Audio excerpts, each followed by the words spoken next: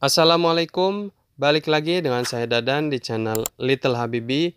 Kali ini saya akan mereview soundbar dari brand Sony tipenya HTS40R.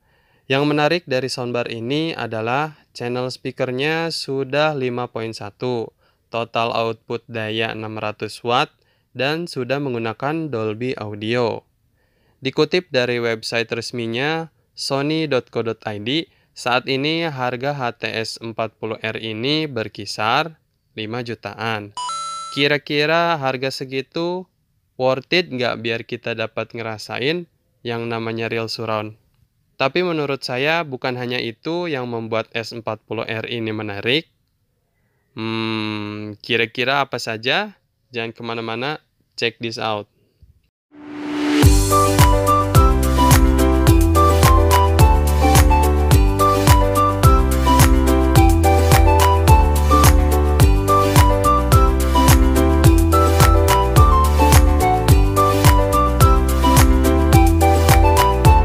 Sebelum kita unboxing, kita lihat dulu gambaran umum yang ada pada dusnya.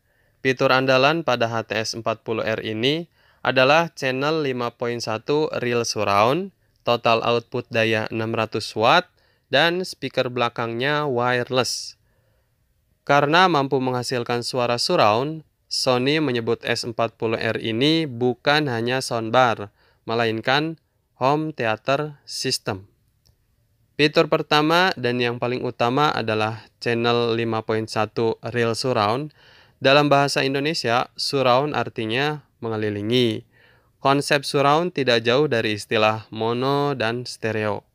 Mono menggunakan satu saluran suara dan stereo menggunakan lebih dari satu saluran suara. Contoh, ketika kita mendengar musik menggunakan earphone, mono akan menghasilkan suara yang sama pada earphone kiri maupun kanan.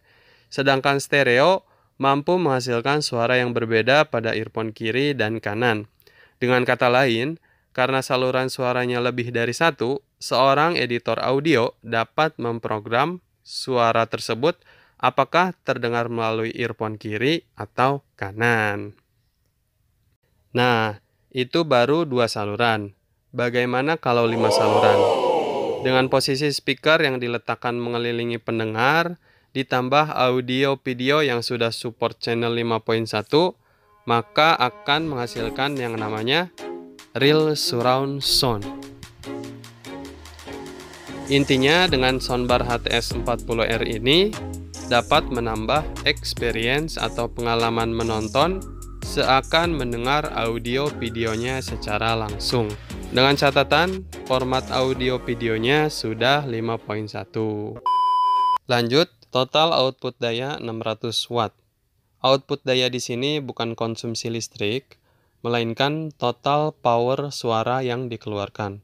Untuk konsumsi listriknya cukup kecil ya, nanti kita bahas. Flashback dari review sebelumnya mengenai soundbar Sony juga, tipenya HTG700, untuk total output dayanya 400 watt, dan HTS350 total output dayanya 320 watt. Dengan kata lain, HTS40R ini memiliki total output daya yang tinggi ya. Lanjut, enjoy your music content. Nikmati kemudahan mendengar musik melalui input Bluetooth yang stabil versi 5 dan USB. Kemudian antara soundbar dan speaker belakangnya wireless, artinya lebih sedikit kabel yang digunakan, sehingga ruangan menonton pun akan lebih rapi dan elegan. S40R ini juga didesain agar bisa ditempel di dinding atau wall mount, baik soundbarnya maupun amplifier dan speaker belakangnya, kecuali subwoofer ya. Dari beberapa fitur keren tadi, rasanya kurang manis kalau belum ada fitur yang satu ini. Yaps, Dolby Audio. Dengan fitur Dolby Audio, kita bisa menikmati format audio video yang berkualitas tinggi. Sudah dilengkapi HDMI ARC, Bluetooth versi 5, USB, optical digital, dan analog ya, cukup lengkap. Yang include di dalamnya antara lain unit soundbar, wireless amplifier, subwoofer, 2 speaker belakang, remote plus baterai ya, A3, dan tambahannya kabel HDMI. Pastinya ada buku garansi dan buku panduan. Untuk garansi pabriknya 1 tahun.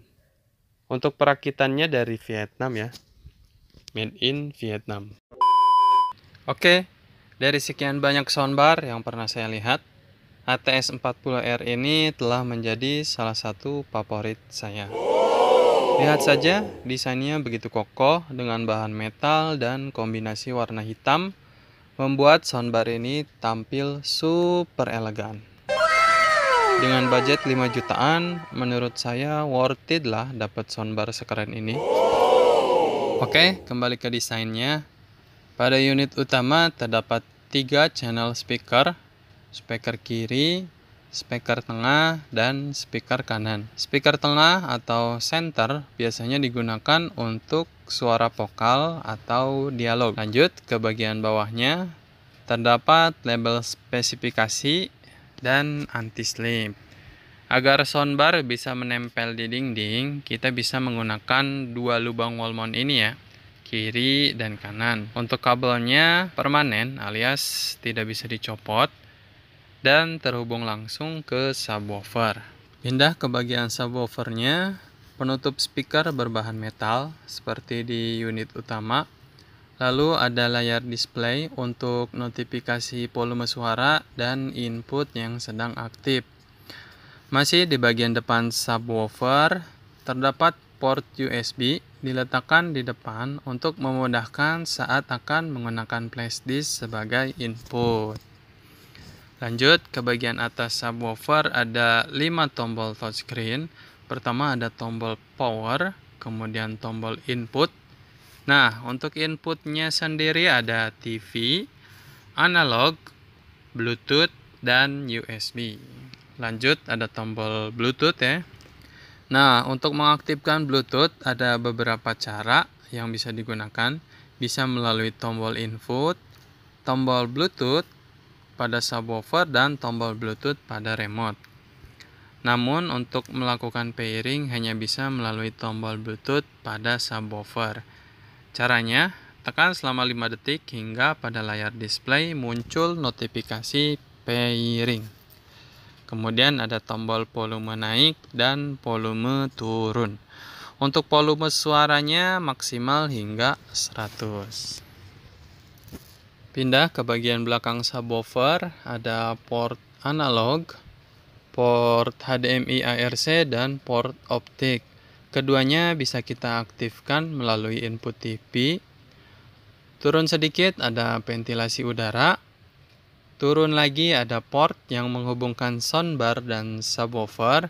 Untuk instalasinya cukup mudah, sesuaikan saja warna pada kabel dengan label yang ada pada portnya.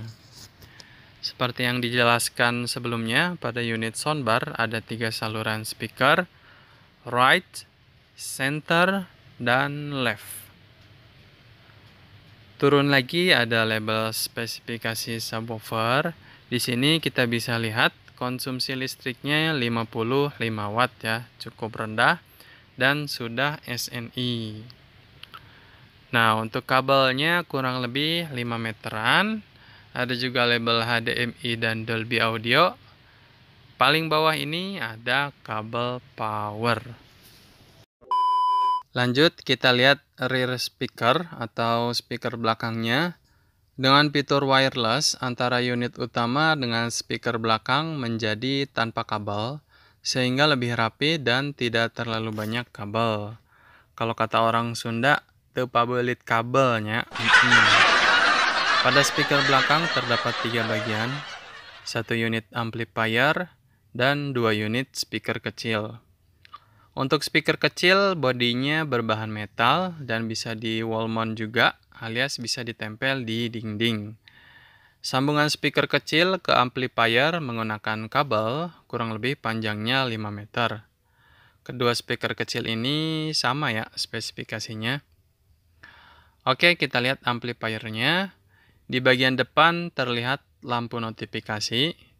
Merah artinya unit utama dengan speaker belakang tidak terhubung. Kalau hijau artinya terhubung. Dan kuning artinya amplifier dalam keadaan standby. Pindah ke bagian belakang, ada port yang menghubungkan amplifier dengan speaker kecil. Untuk instalasinya cukup mudah, sesuaikan saja warna pada kabel dengan label yang ada pada portnya. Kemudian ada tombol power dan tombol link untuk menghubungkan unit utama dan speaker belakang. Untuk speaker belakang mempunyai 2 channel suara, speaker belakang kiri dan speaker belakang kanan. Sehingga jika ditotal dengan unit utama ada 5 channel suara. Lanjut kita lihat spesifikasi speaker belakangnya. Untuk konsumsi listrik cukup rendah, yakni 20 watt saja. Kalau ditotal dengan unit utama menjadi 75 watt ya. Oke, kita lanjut cek sound.